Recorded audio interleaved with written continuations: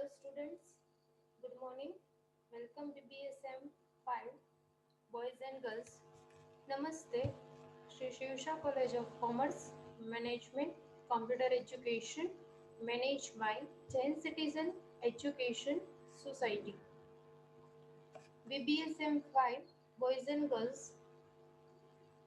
આપણે unit number 4th માં facility location production and operation management subject એમાં આપણે ફેસિલિટી લોકેશન લાસ્ટ પોઈન્ટ એમાં બાકી છે recent trends in location of industries અહીંયા યુનિટ્સ કમ્પ્લીટ થાય છે લાસ્ટ ટોપિક બાકી છે એ આપણે આ સેશનમાં ડિસ્કસ કરવાનો છે ફર્સ્ટ આપ્યું છે recent trend in location of industries due to economic development a lot of traditional factors in plant location like nearness to source of raw material and market have significantly changed ઇકોનોમિકમાં development આવતું ગયું કે જેને કારણે lots of factors ઘણા બધા એવા factors છે કે જે પ્લાન્ટ લોકેશનને અસર કરે છે જેમ કે nearness to source of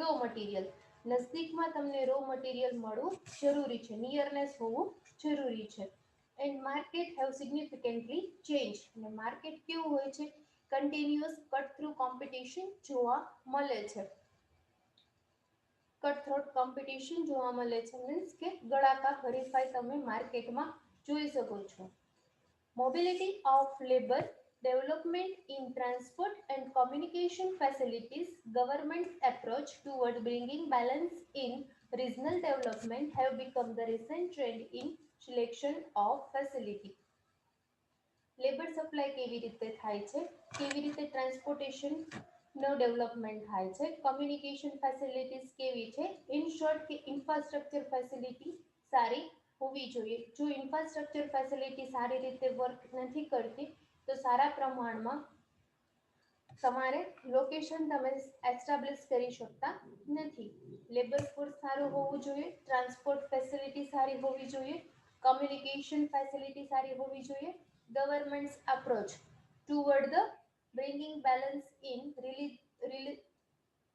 regional development કોઈ પણ પર્ટિક્યુલર એરિયાનું ડેવલપમેન્ટ સારી રીતે થઈ શકે અને બે વચ્ચે સારી રીતે તાલમેલ બેસી શકે એ રીતે have become the recent trend in selection of facility એ પ્રમાણે તમારે પ્લાન્ટ લોકેશન સિલેક્ટ કરવાનું હોય છે એમાં ફર્સ્ટ આપ્યું છે industrial development in the notified backward areas.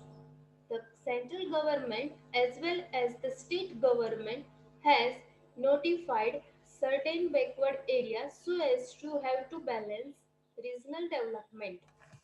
Central government as well as state government કેન્દ્ર સરકાર અને રાજ્ય સરકાર દ્વારા બેકવર્ડ એરિયાને ડેવલપમેન્ટ કરવા માટે ઘણા બધા સ્ટેપ્સ લેવામાં આવે છે રિજનલ ડેવલપમેન્ટ બેકવર્ડ એરિયાસ છે કે જ્યાં શાળા કોલેજોને સ્ટાર્ટ કરવામાં આવે છે ઇન્ડસ્ટ્રીઝને ગવર્મેન્ટ દ્વારા સબસિડીઝ પ્રોવાઈડ કરવામાં આવે છે કે જેથી કરીને બેકવર્ડ એરિયાઝનો નોંધપાત્ર ડેવલપમેન્ટ થઈ શકે છે incentives like cash subsidy concessional financial assistance tax relief cheaper land etc are provided so as to help to develop these areas કેવા ઇન્સેન્ટિવ પ્રોત્સાહનો આપવામાં આવે છે જેમ કે કેશ સબસિડીઝ આપવામાં આવે છે રોકડમાં સબસિડી ગવર્મેન્ટ દ્વારા આપવામાં આવે છે કન્સેશનલ ફાઇનાન્શિયલ અસિસ્ટન્સ કન્સેશન આપવામાં આવે છે ઇઝીલી તમે લોન મેળવી શકો છો ટેક્સ રિલીફ આપવામાં આવે છે તમારે કરમાંથી મુક્તિ આપવામાં આવે છે એઝ વેલ એઝ કે લેન્ડ જમીન છે એ તમે કોઈ પણ નવી ઇન્ડસ્ટ્રીઝને એસ્ટાબ્લિશમેન્ટ કરવું હોય તો તમને સસ્તા ભાવે જમીનમાં પણ મળી રહે છે etcetera are provided so as to help the develop of this areas કે જેને કારણે તમે આવા બધા બેકવર્ડ એરિયાઝ છે કે જેને તમે સારી રીતે ડેવલપમેન્ટ કરી શકો છો સેકન્ડ આપ્યું છે decentralization of industries under the consequence industrial policies of the government concentration of industrial units is prevented through licensing policy.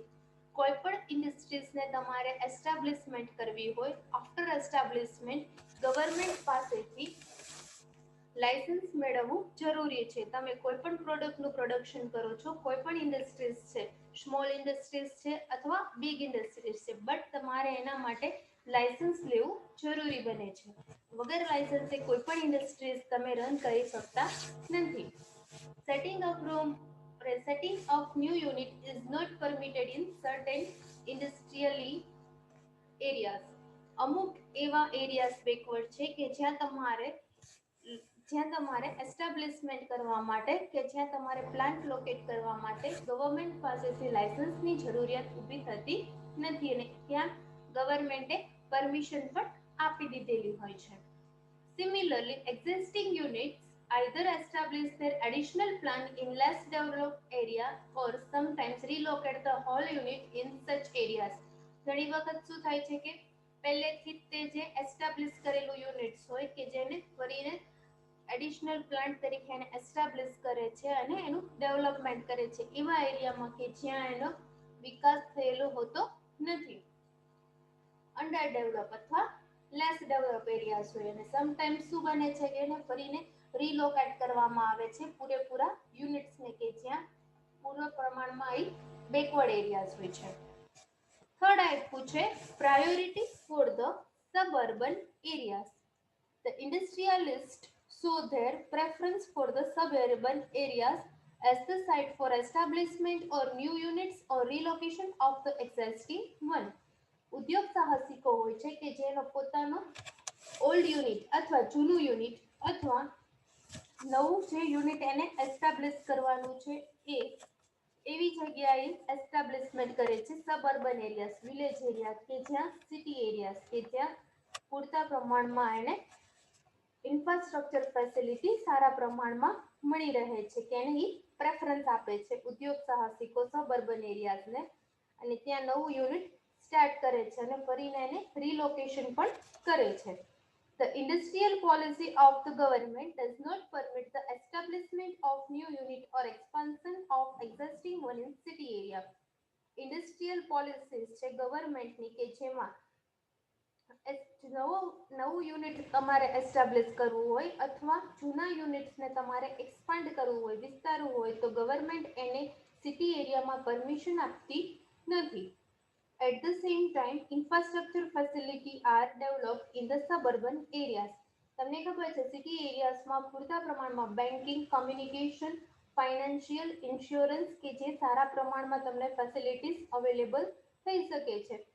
Infrastructure facilities હોય છે કે જે સિટી એરિયાઝમાં સબઅર્બન એરિયાઝમાં ડેવલપ થયેલી જોવા મળે છે. Point number 4, increased role of government in the decision of location of industries. Government through its conclusive method greatly affect the location decision in recent time. ગવર્મેન્ટનું જે interference છે કે એ વધારે અસર કરે છે જ્યારે તમે નવું લોકેશન સિલેક્ટ કરો છો, ડિસિઝન લ્યો છો કે તમારે ક્યાં પ્લાન્ટને એસ્ટાબ્લિશમેન્ટ કરવું. It provides certain attractive incentives to the promoter to establish their unit in less developed areas.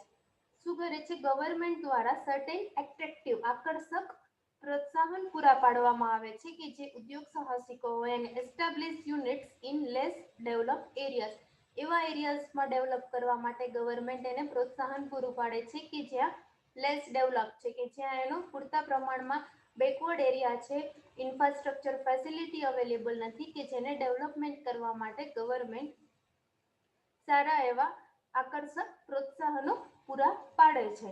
At the same time, it does not permit excessive industrialization in certain developed areas. અને જે certain develop areas છે, અમુક જે ચોક્કસ develop થયેલા areas છે કે જ્યાં તમારે બિઝનેસને રન કરવા માટે લાઇસન્સની જરૂર ઊભી થાય છે. નેક્સ્ટ ટોપિક આપ્યો છે competition between government and institutions. As industries provide job opportunity to the local population, many local organizations attempt to prospective promoters to establish units in their areas. અમુક એવા ઇન્ડસ્ટ્રીયલિસ્ટ હોય છે કે જે પોતાના પર્સનલ બેનિફિટ્સ જોતા હોય છે. પર્સનલ બેનિફિટ્સ મીન્સ કે એ જે એનું હોમટાઉન હોય એ જ એરિયામાં ઇન્ડસ્ટ્રીઝને એસ્ટાબ્લિશમેન્ટ કરે છે. લોકલ ઓર્ગેનાઇઝેશન ઈ સિલેક્ટ કરે છે.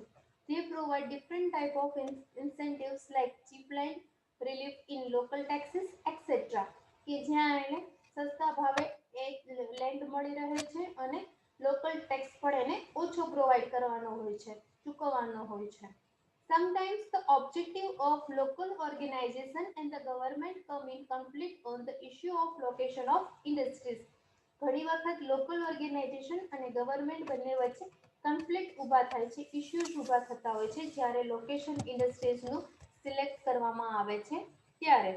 Thus, the whole pattern of decision about the location of industries has undergone substantial changes in the recent times. જે અત્યારના સમયમાં જરૂરી છે કે તમારે એવું ડિસિઝન લેવાનું છે કે તમે જ્યાં ફેક્ટરીનું લોકેશન સિલેક્ટ કરો છો કે જ્યાં તમને પૂરતા પ્રમાણમાં ઇન્ફ્રાસ્ટ્રક્ચર ફેસિલિટી મળવી જરૂરી છે. કોમ્પિટિશન માર્કેટ મળવું જરૂરી છે. અહીંયા આપણું થર્ડ યુનિટ પણ ફોર્થ યુનિટ પણ કમ્પ્લીટ થાય છે. વચ્ચે થર્ડ યુનિટ બાકી છે એ આપણે લાસ્ટમાં કરીશું. આના પછી નેક્સ્ટ સેશનમાં આપણે સ્ટાર્ટ કરીએ છીએ યુનિટ નંબર 5